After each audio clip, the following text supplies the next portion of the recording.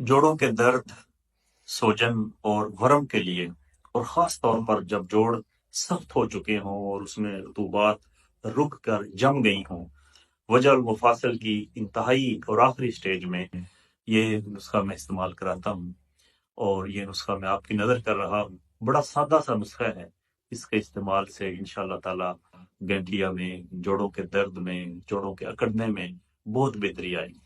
بہت سادہ سا نسخہ ہے، صرف 3 چیزیں ہیں اور عام اور معمولی سی چیزیں ہیں۔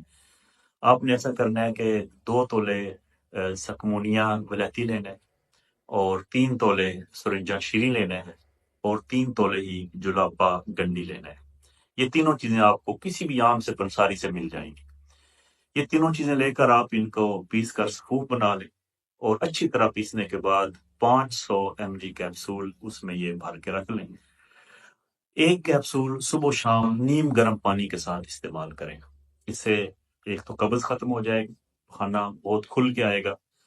یہ جگر کے لیے بڑا محرک ہے، اگر جگر سست ہے، کام نہیں کر رہا، تو اس سے جگر بھی، اس میں بھی تحریک پیدا ہوگی۔